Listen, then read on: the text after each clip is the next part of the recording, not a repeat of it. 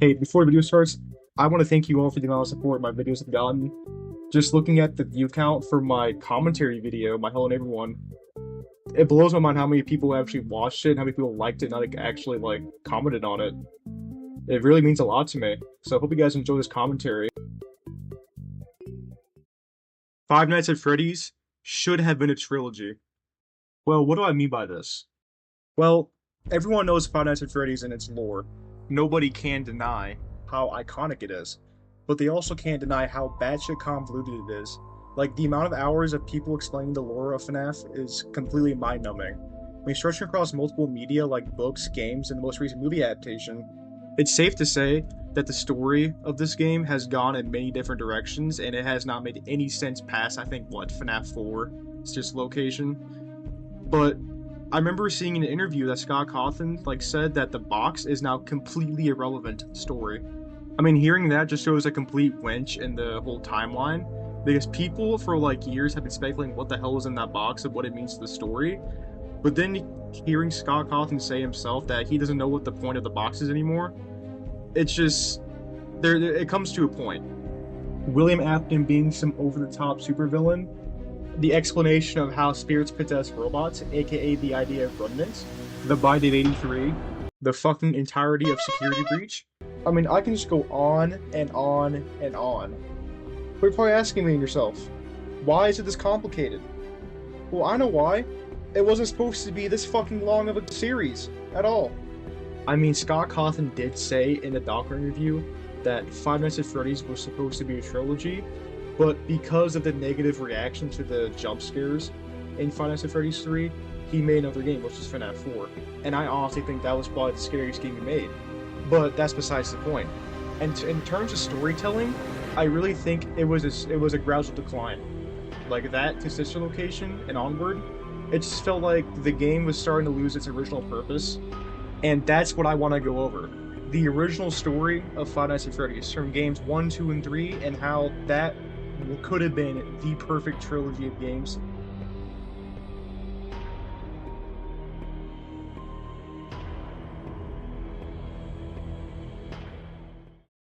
There's one word that goes really well with Five Nights at Freddy's 1, 2, and 3, and that's connective. Looking at these games on a surface level, this makes sense. They're all set in a Chuck E. Cheese-esque setting with animatronic robots. All of them feature a security cam system that varies from game to game, but they all have the same purpose. They all use phone calls to use as storytelling and gives the player hindsight how to survive. But I think looking a bit deeper than that, I believe the story of Five Nights at Freddy's, just by looking at these games alone, is a lot more simpler and more cohesive, and makes the ending a lot more impactful than what we actually got today. Starting with Five Nights at Freddy's 1, you play as a newly hired security guard named Mike Schmidt, and throughout his first week on the job, he is relentlessly attacked by the mascot robot characters. Now that technically is the story of the first game. However, there are sometimes random events that happen on the cameras. The main one I want to go over is camera 4B. Now this is where the real story of the first game comes into play.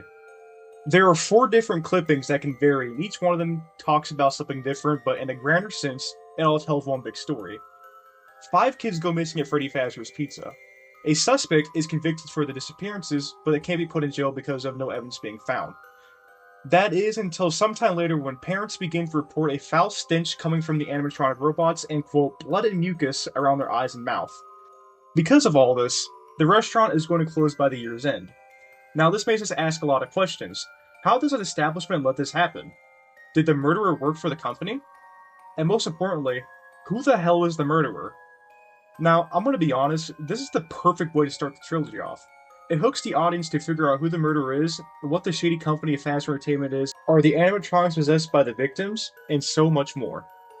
To be honest, a lot more daunting questions are brought up in Five Nights at Freddy's 2, but they also have just as many answers as well. In this game, you follow as a newly hired night guard, Jeremy Fitzgerald, and throughout his first week on the job, he is relentlessly attacked by the mascot robot characters. That technically is the story of the second game, but this time, instead of newspaper clippings on the wall, there are now 3 different ways Five Nights at Freddy's 2 tells a story that expands upon the first game. First and foremost is the phone calls. The phone guy in this game is curiously the same guy that died in the first game, but more on that later. He talks about how the new and improved animatronics are starting to malfunction around adults staring at them. He also brings up a key story point, which is the original owners of the restaurant named Fredbear's Family Diner. The next way the game tells its story is a newspaper after you beat Night 6. This answers another plot hole in the game alone, which is why is the phone guy alive from the first game? Because this game is a prequel to FNAF 1. At the time, nobody saw this coming. In the newspaper, the company is scrapping toy animatronics, and the owner of Fazbear Entertainment says that it's a minor setback, but we are confident that we will reopen someday, even if it's with a much smaller budget. This is obviously talking about the first game, and it makes sense, because comparing the two building locations, the first game's location is indeed much smaller and it feels a lot more cheaply put together, kind of like a last-ditched effort to bring in profit for the company. Last and most importantly is the death minigames. There are 4 that can happen. One is the Give Gifts, Give Life, which shows the puppet giving gifts to the presumed victims of the first game. These gifts are the heads of the animatronic robots, symbolizing that they are now possessed by the spirits of the victims.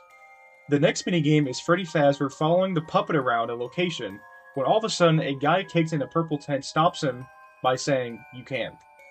This is our first and not only look at the murderer.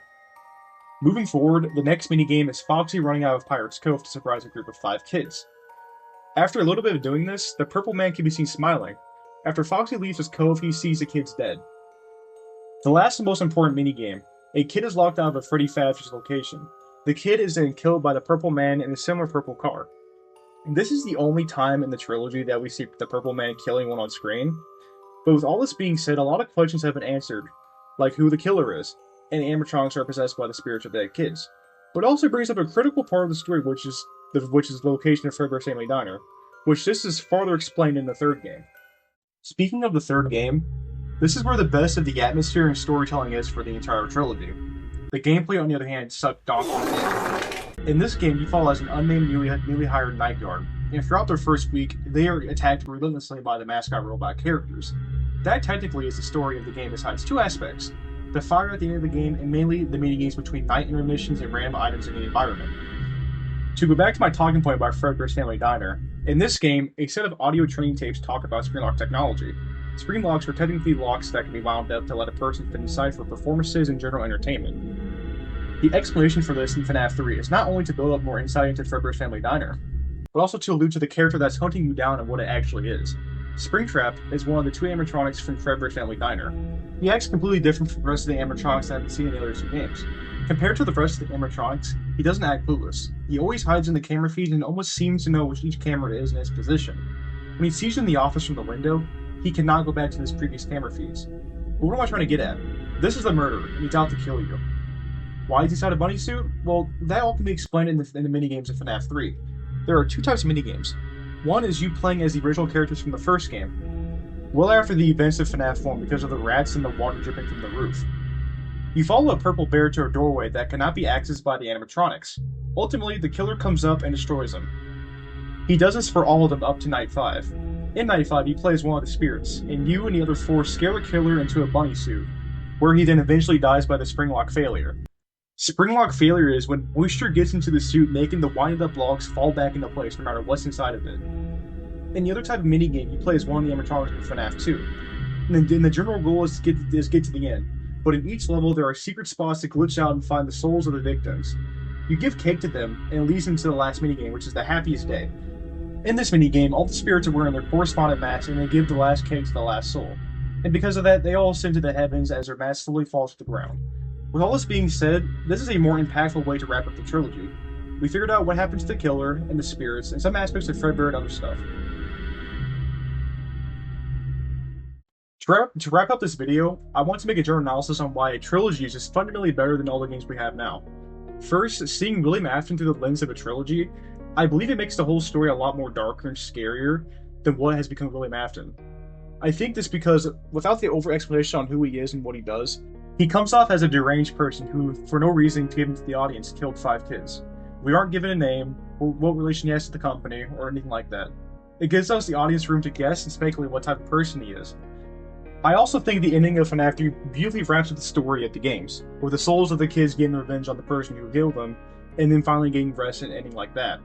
None of the bullshit of more and more kids being murdered like in those theories nowadays. I like thinking about how FNAF takes place years after the killer dying in the springlock suit and him possessing the suit. It gives a sense of karma to his whole arc. Not to mention him being found in the safe room that was in the FNAF 1 location. It brings me back to the whole connected idea, since in the first game, Springtrap is already in the location, but we just didn't know that. The way the animatronics act in FNAF 1 and 2 are completely different from how Springtrap acts in FNAF 3. I think this concept is done really well in a narrative sense because it makes it seem like the animatronics in the first two games are just lost souls walking around the pizzeria trying to find their killer. While in FNAF 3, Springtrap is the only real animatronic, and he seems to always be 2 steps ahead of the player. Like I said, he's always hiding from the cameras, not listening to audio cues, and is probably waiting for the perfect time to escape, which is a fire at the end of the game. With that being said, I hope you guys enjoyed this video. To be honest, I really am grateful for how many views my videos have gotten. Like, my Hello Neighbor video just reached 2.4k views, and I'm really, really grateful for that. I'm thinking of a lot of ideas I can do for my next videos. Like I said in my community post, I said that I was going to do a follow-up to my Hello Neighbor video. But yeah, thank you for the support, thank you for watching this video, like and subscribe, and yeah, have a nice day. Peace, everyone.